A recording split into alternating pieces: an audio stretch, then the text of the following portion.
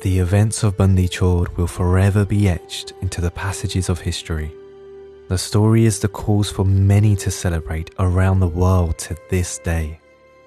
Join us as we turn back the pages to discover the events that led to Bandi Chor. Our story begins with the birth of Sri Hargovindji. They were the only child of Mata Gangaji and Guru Arjan Dev Ji, the fifth Sikh Guru. The fearless child would grow to become a great warrior, but the threat to their life started from their birth. A fire of jealousy burned Prithi Chand ever since his younger brother Guru Arjan Dev Ji was made Guru instead of him. Prithi Chand wanted his own son Mirwan to be Guru after Guru Arjan Dev Ji. Only one thing stood in his way, the Guru's newborn child. First, Prithi Chand instructed a midwife to poison Sri Hargovindji, but the poison entered her own body and she died instead. Secondly, Prithi Chand released a venomous snake near the home of Guru Arjan Dev Ji. When Mata Gangaji wasn't looking, the snake slowly slithered towards her son. Just as the snake was ready to strike, Sri Hargovindji grabbed it like a toy and crushed it with their mighty strength. After all else had failed, Prithi Chand paid a priest to feed the child poisoned yogurt, but the child refused to eat, and the priest died in great pain for his evil actions. Having survived the attempts on their life, Sri Hargovindji reached the age for marriage proposals. It was at this time that a priest was searching for a suitable match for Chandu's daughter. The priest suggested to Chandu that she ought to marry Guru Arjan Dev Ji's son. Chandu laughed at the idea. He arrogantly declared that he was of a much higher status than the Guru and that he was far wealthier than the Guru too. Nevertheless, Chandu agreed to the proposal. When Guru Arjan Dev Ji was presented with the marriage proposal, the Sikhs pleaded with Guruji not to accept because Chandu had spoken so negatively of the Guru. The Guru listened to the will of their Sikhs and refused the proposal. The prideful Chandu was furious when he heard of this. He demanded the priest go back to the Guru, threatening that if the marriage proposal wasn't accepted, then Chandu would never leave the Guru alone. But the insults given by Chandu cut deep in the heart of the Sikhs, who begged the Guru not to accept. The Guru could not refuse their Sikhs, and Sri Hargovindji's marriage was agreed elsewhere. Prithi Chand was so desperate for his son to become the Guru that he plotted with one of Emperor Jahangir's generals, Sulhi Khan, to attack Guru Arjan Dev Ji with an army. But on their journey, Sulhi Khan lost control of his horse, fell into a brick kiln and died. Meanwhile, Chandu was plotting his own revenge on Guru Arjan Dev Ji. His opportunity finally came after Emperor Jahangir's son, Khusro, came to Guru Arjan Dev Ji for help. Before his death, Emperor Akbar preferred his grandson Khusro to become ruler, but Khusro's father Jahangir intervened and banished his own son to become emperor himself.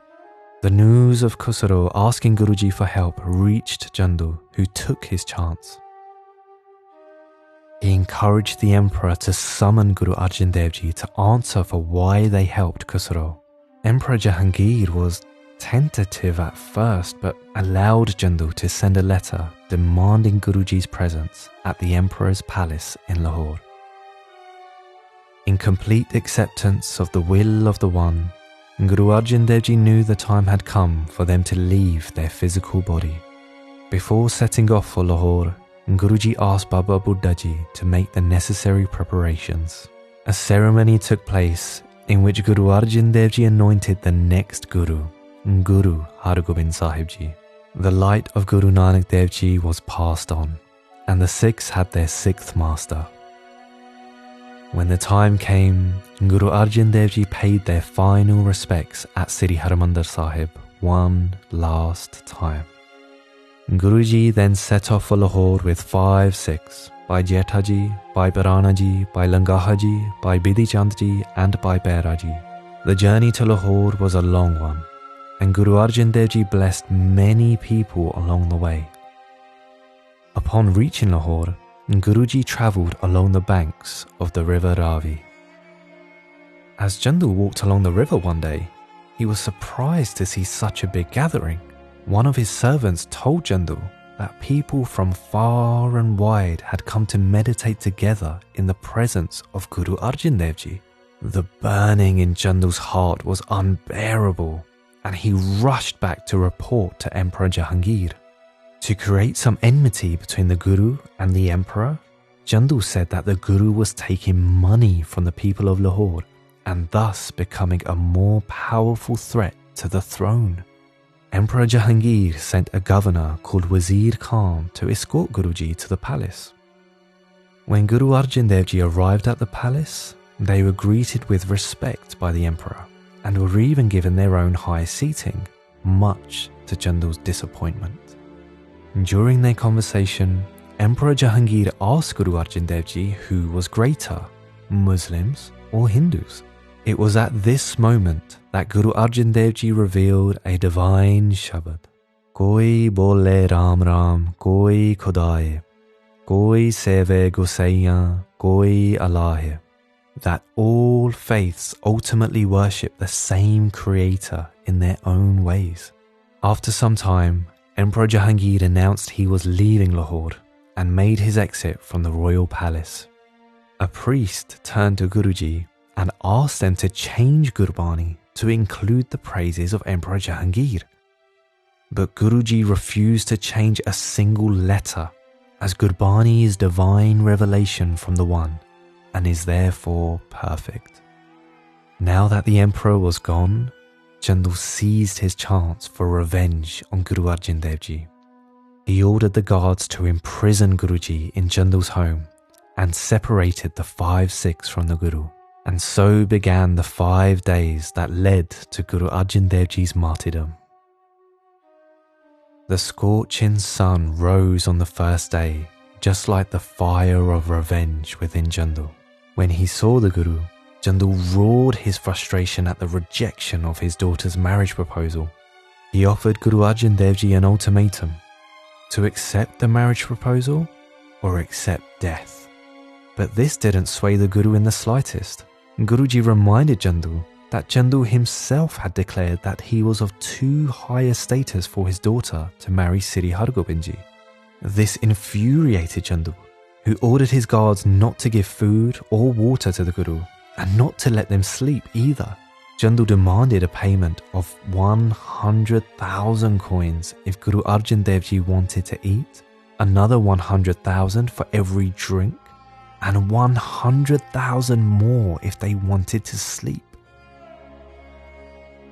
When he awoke the next morning, Chandu was convinced that no food, water or sleep in the blazing hot months of Jeth would have crushed the Guru's resolve. Meanwhile, the crowds were panicking without their beloved Guru. When the crowds heard the prayers of the 5 Sikhs in a courtyard building, they knew the Guru was close by, but the guards ordered the crowd to return back to their homes. Lack of food, water and sleep had no effect on Guru Arjan Dev Ji, who refused the marriage proposal yet again.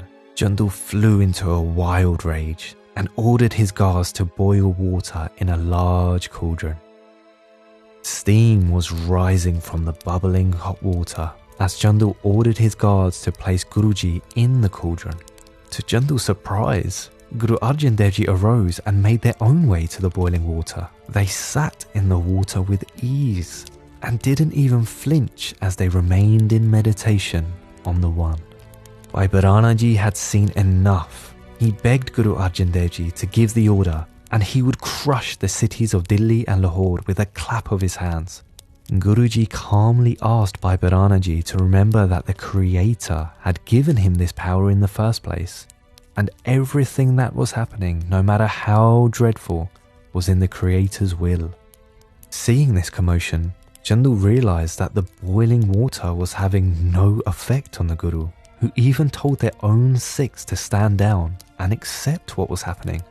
The reluctant Chandu gave up, and Guru Arjan Dev Ji was taken back to Chandu's home. The second day of Guru Arjan Dev Ji's martyrdom had come to an end.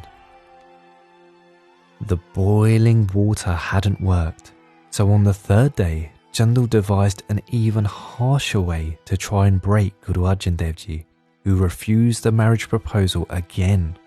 Chandu had his guards heat sand on a fire.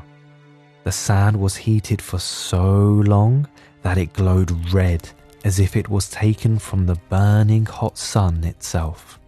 Chandu had foolishly given in to his thirst for revenge, as he warned Guru Arjan Dev Ji that Guruji would now feel the burning that Chandu was suffering from.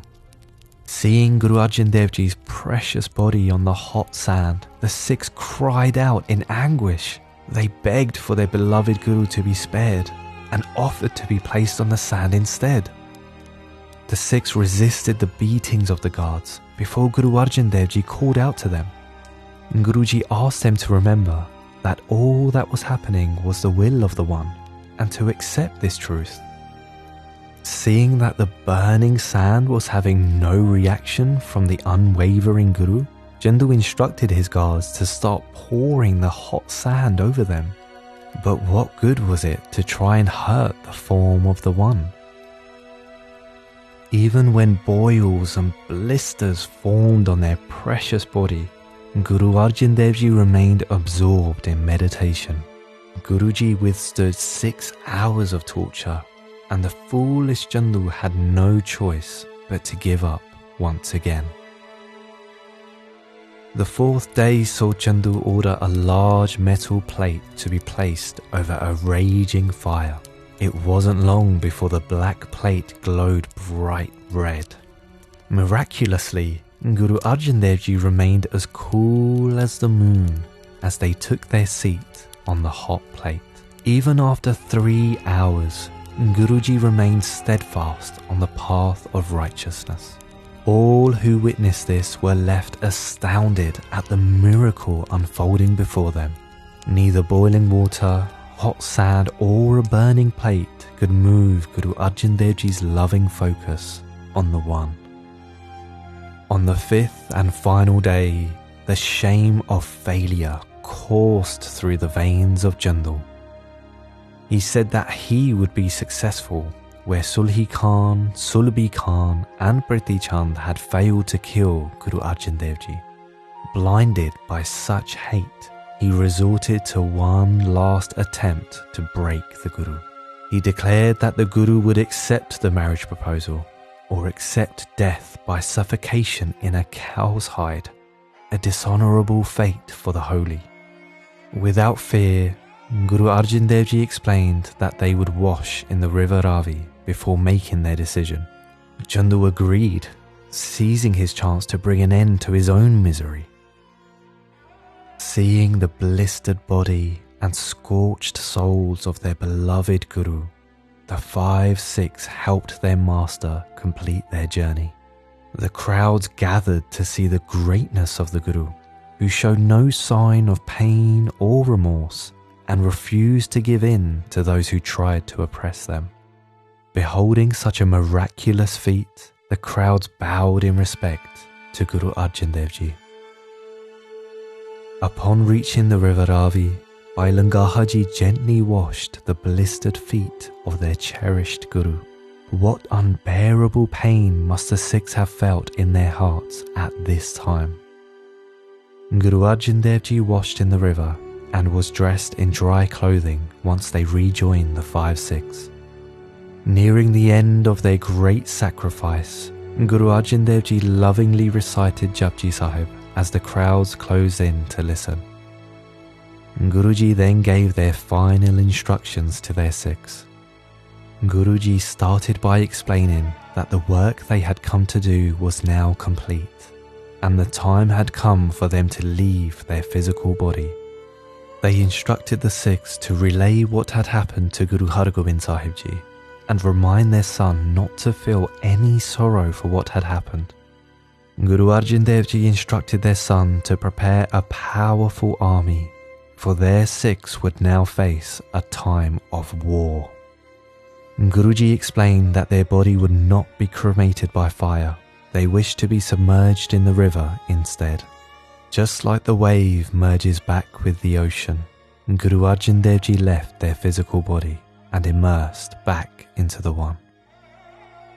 Such was the greatness of Guru Arjan Dev Ji, the beacon of light for all. Despite the attempts by the cruel and wicked, the fifth Guru of the six never wavered in their defense of righteousness.